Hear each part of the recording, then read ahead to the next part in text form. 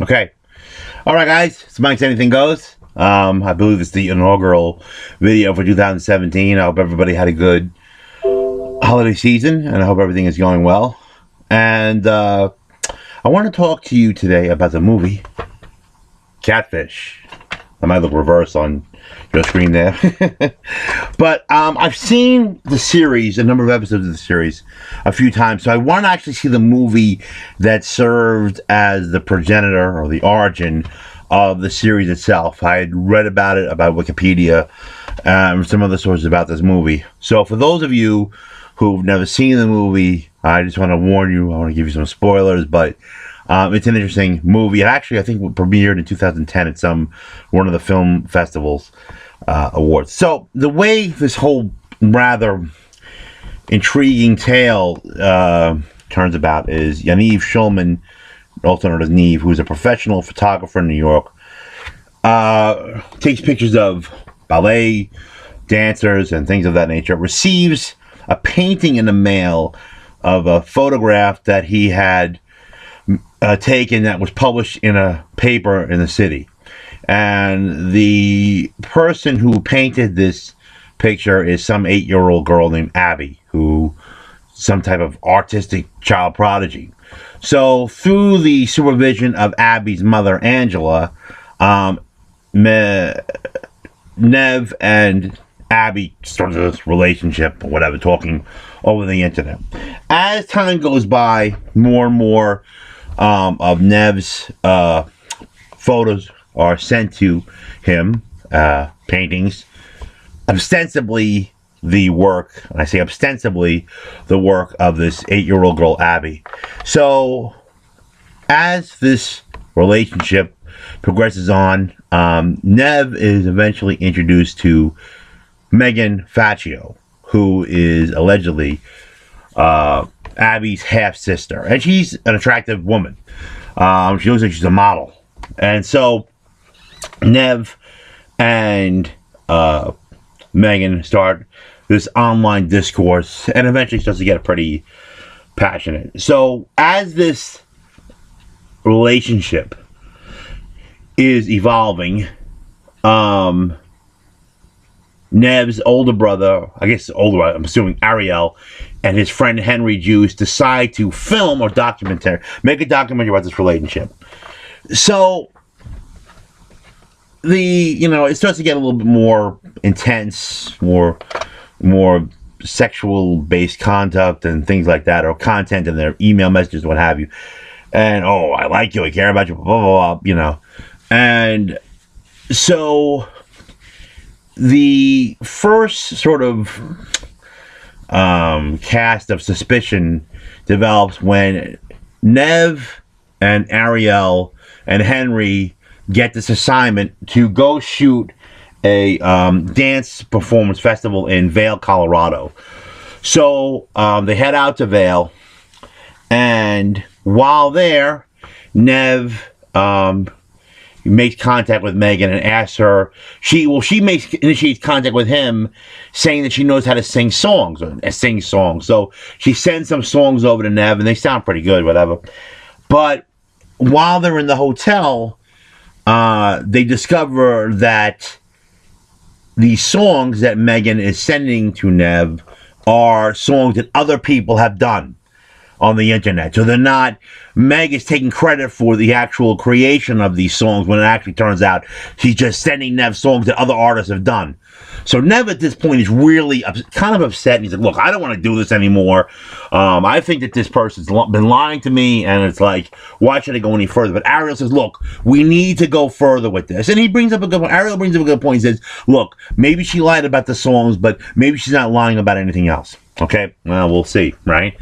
So one of the other things that Angela, the mom of Abby, tells him, sorry guys, sorry about that, some realism in my little makeshift theater here, that tells Nev, is that they bought this art gallery in Michigan, and that Abby is going to have her artworks displayed there. Also, Meg tells Nev that she bought a farm in like Gladstone, Michigan, I think it is. So turns out that's where Abby and Angela live. They live in Ifsvang, Michigan, some small town in Michigan, and Megan is living in Gladstone, Michigan, and raising some horse farm. Whatever. They had a horse farm. So anyway, as circling back, Nev has now gotten suspicious after discovering that the songs that were sent to him are fakes, or well, they're not works of Megan. They're somebody else's. Now he's starting to question everything. So they look up online the piece of property that Angela says is Abby's art gallery.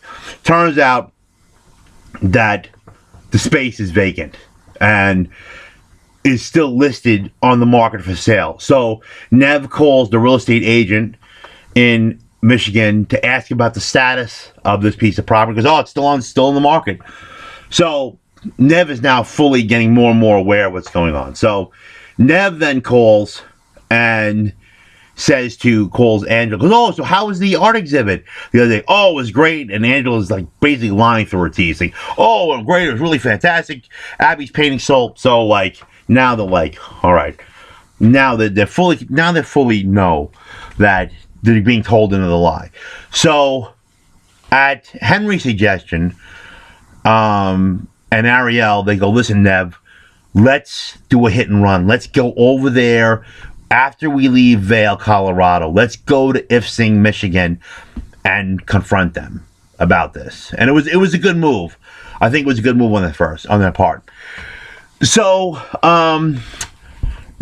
after the Vail performance, Nev and Henry and Ariel get on a plane and they go to Chicago.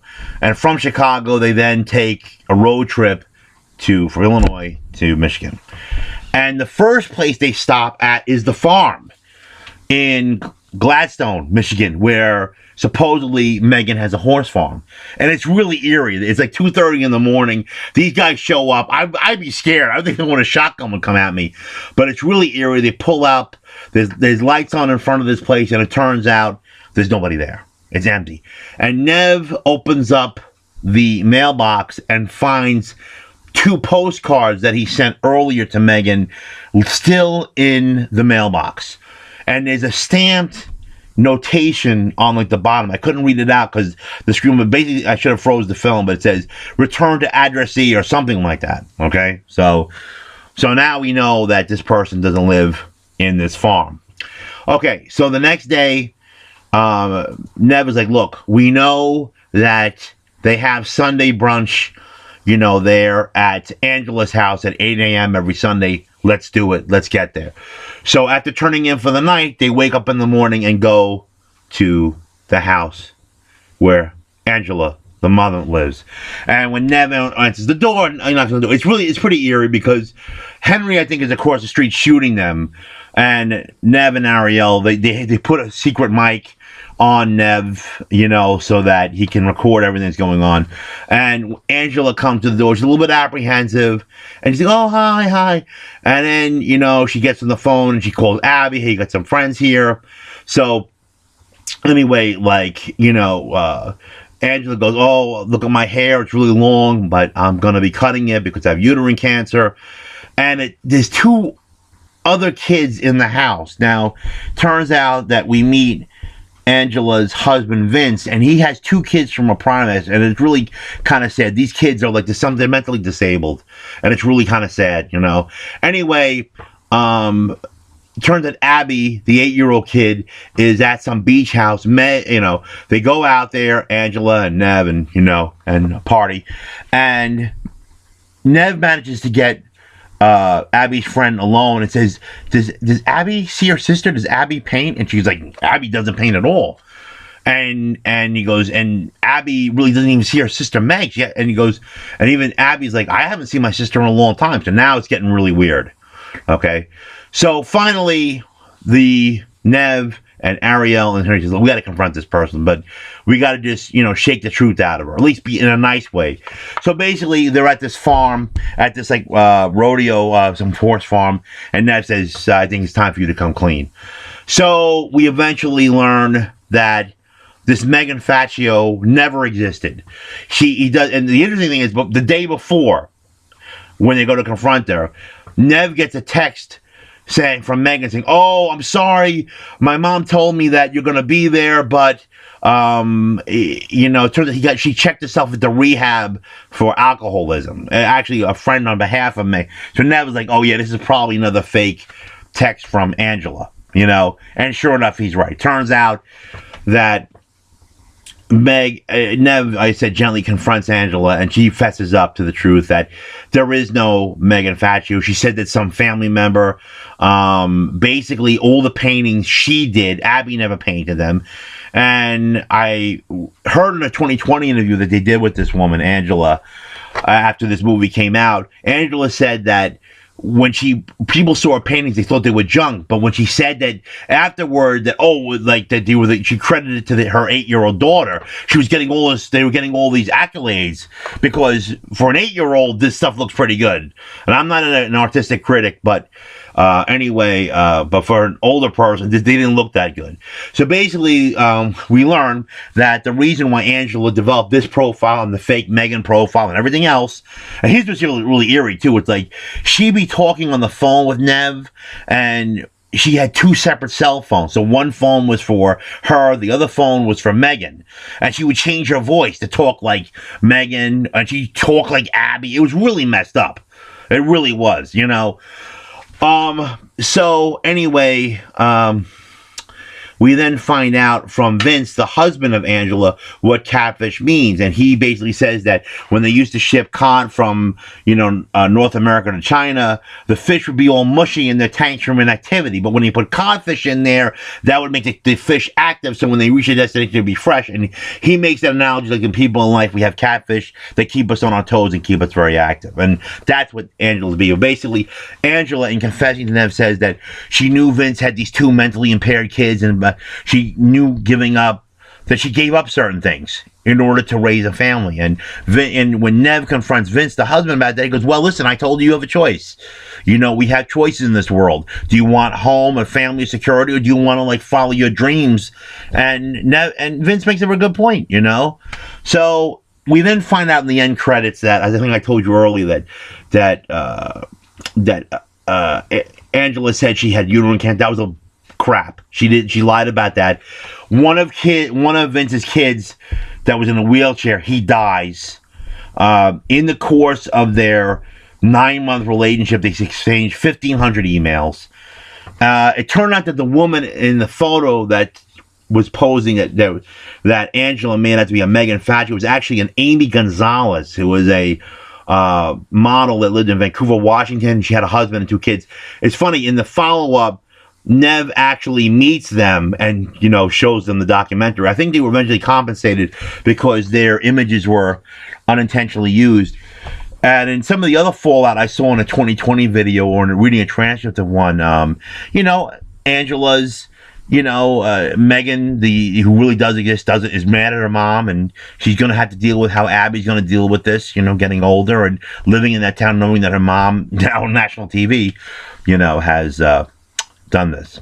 Anyway, it's a good movie. There were some criticisms of the movie saying that it's a foul documentary. Some people believe that when Nev discovered about the fake YouTube songs, that they knew in advance that this was a whole hoax, and that they went through with this movie for the sake of just doing a movie. I don't buy that.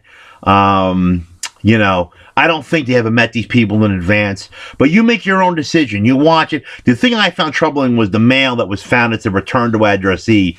But when discussing that with some of my friends, they said, "Well, look, Mike, a lot of times when people send postcards, they don't have return addresses on them." And I said, well, that could be true too.